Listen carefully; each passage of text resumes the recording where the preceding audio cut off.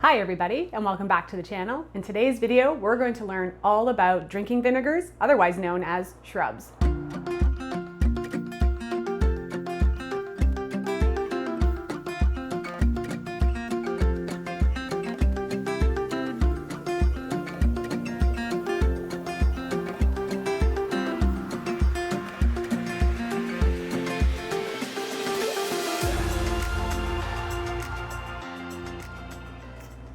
So today we're going to talk about drinking vinegars, also known as shrubs. So shrubs are actually an old-fashioned or an old-time way of preserving fruit that has become really trendy again.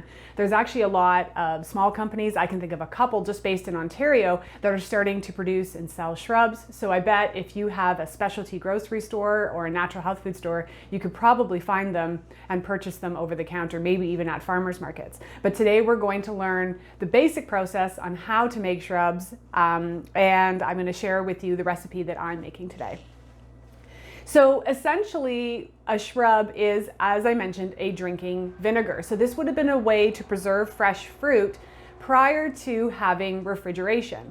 And this allowed them to be able to store it for longer periods of time. So essentially, a shrub is equal portions of fruit, sugar, and vinegar. Now, traditionally, the vinegars people used were apple cider vinegar. Sometimes, depending on the flavor profile you're going for, you can use rice vinegar, you can use white vinegar, and you can even start experimenting with things like balsamic or wine vinegars. So it really depends on the flavor that you're going for. In terms of sweetener, again, depends on the flavor you're going for. So you can use honey, which is what I'm going to be using today. You can use organic cane sugar. If you want more of a sort of a sweetness that doesn't have a flavor profile, that's where organic cane sugar would come in. You can use maple syrup. So really, the world is your oyster when it comes to making shrubs. So as I mentioned, the basic ratios are equal portions of fruit, sugar, and vinegar of choice. So the shrub that I'm going to be making today, and this is kind of an experiment, and this is where I want you guys to really play. There's a lot of recipes online, so if you really like to follow detailed instructions and recipes, you type in drinking vinegars or shrubs in Pinterest or one of your favorite search engines, and you're gonna come up with lots and lots of recipes. I actually believe I have the rhubarb lemon balm shrub that I made a few weeks ago on my blog. So if I do, I'm going to post that link below. But today I have access to fresh strawberries. It's strawberry season here in Ontario. So I'm going to be making a strawberry ginger rose petal shrub. In my mind, this sounds really, really delicious. So that's what I'm going to be doing today. So there's two ways for you to process your fruit. There is more of a long and slow process, or a quicker one. I'm going to be using the long and slow process. And if you've ever made jam before, then these steps are going to seem very, very familiar to you. With the slow process, what you're doing is you're allowing the sugar to pull the juices out of the fruit. So you're letting it sit for a couple of days before you add in your vinegar. If you want to do this quickly, there is a way to infuse the fruit with the sugar on the stovetop, but I've always preferred sort of the long and slow method. I'm going to be making a full liter of shrub. I don't actually need my jar today. When we film the second segment in a few days, I'll show you what to do with this, but just so you know the ratios. So if you want to make a smaller amount, just half everything that I'm doing. So I've got 2 cups of freshly chopped strawberries, and I'm going to dump them into this larger bowl here. And like I said, this is an experiment for me, so feel free to join me on this experiment, or start experimenting with fruit that you love and flavors that you love. Things like blueberry and vanilla would be very lovely together. But as a herbalist, I really enjoy adding botanicals into my shrubs. So some of my favorite ones that I know for sure you'll like is strawberry basil. Strawberry lemon balm is really, really good. And as I mentioned, I made a rhubarb lemon balm shrub this year too, which is fantastic. So I've got 2 cups of chopped strawberries here. I've got about a thumb's worth of grated ginger. So I'm going to add that in. And then I'm just going to add in a whole pile of rose petals. I'm not probably like a nice big handful. And these are from my roses that I have on the property. And if you haven't seen my video on roses and the wonderful medicine and magic and everything they provide us, I'll link that up below. So I'm gonna kind of mix those all in now. And then I'm going to add in the sweetener. And as I mentioned, I'm gonna be using honey today. But you can use organic cane sugar, you can use maple syrup, you can use regular white sugar. It really doesn't matter. It's really just what you have access to, personal preferences, and of course taking into consideration things like allergies and things like that. So normally I would have my 2 cups of fruit and I would do 2 cups of sugar, but because honey is sweeter than sugar, I'm probably going to do closer to 1.5 cups of sugar to compensate for that. I believe the direct ratio is for 1 cup of sugar, you're going to use 2/3 of a cup of honey, because again, the glycemic index, the sweetness of honey is higher than regular sugar. So I'm going to dump that on there. And I'm going to allow this to infuse for a few days. Probably all day on the counter, and then I'll pop it in the fridge for a couple days overnight to allow, because the sugar, if you've done this with jam before, if you've made homemade jams, so like I said, I'm going for about 1/2 cup this second time through. If you've made homemade jam before, then you're familiar with this process, because most of the recipes will say to chop your fruit, put the sugar on top, and let that sugar pull all of those beautiful fruit juices out. So it's the same concept with the slow process here. As I mentioned, you can speed this up using a stove top, but I don't prefer that method.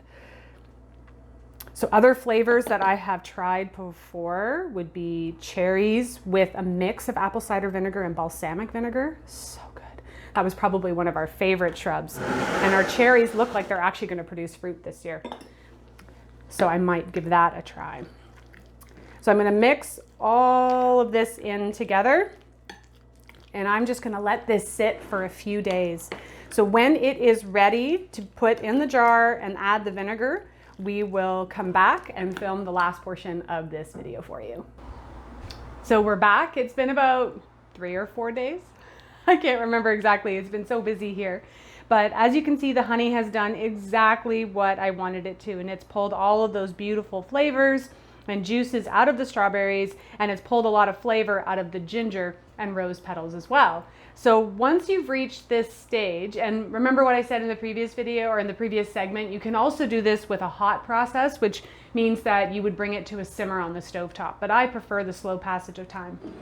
So now I'm going to transfer this into my 1 liter mason jar, and since I know exactly how messy I am, if you've been watching my channel for a while, you know I'm a slob in the kitchen. I'm going to use my measuring cup here just to make the process a little bit easier.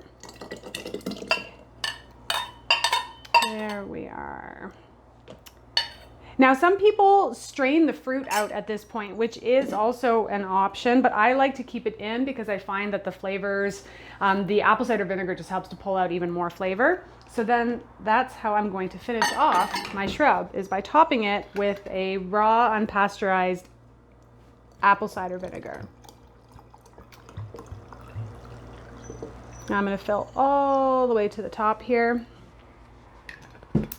And whenever you're using vinegars, alcohols, anything that would corrode the metal of your lid, it's really important that you put a barrier of parchment paper in between, so that way it can't eat away at the metal of the lid and therefore contaminate what you've got going on in your jar. And then I give it a really good shake. And I'm going to let this sit for at least 2 to 3 weeks. I like to let it sit for 3 to 4 if I can, but if I just can't wait, because I know this is going to be so tasty. I did try the syrup to make sure that the flavors of the rose and the ginger worked really well together. What's really nice with shrubs is that you're getting a lot of the same benefits you would by consuming raw apple cider vinegar. So it's really fantastic for the digestive system. They have a little bit of like an antimicrobial action. They help to dissolve fats in the body and support the liver. And of course, when we support our gut and our digestive system, we're also supporting our nervous system and our immune system. So even though there is some sweetener in this, you can look at it too as a much healthier alternative to purchasing soda or pop. So I have some friends, like my friend Mana from Radical Root Herbs. She'll just take shots of these straight. I prefer to have them either in flat water, like just tap water, well, not tap water, but drinking water, like spring water, or you can add it to like a club soda or a Perrier, your favorite kind of fizzy water. I like the ratio of about 1 to 2 tablespoons for a 500 milliliter glass jar, like for drinking, but you can do that to taste. So start with a tablespoon, see how you like it. Shrubs also mix really well in terms of creating some really fancy cocktails or adult beverages. So you can, start to experiment, and there's lots of recipes online for those types of drinks as well. So I hope you enjoyed this video on making shrubs. This is my rhubarb lemon balm shrub that I made earlier in the season, and I have a link to a blog post for that one, so I'll put that in the description below. I really encourage you to find some more recipes online and explore this amazing world while we have an abundance of fresh fruit and herbs at our fingertips. If you have any favorite shrub recipes, please link those in the comments below so we can share with the community. And until next time, this is Correne from Spirea Herbs, wishing you health and wellness.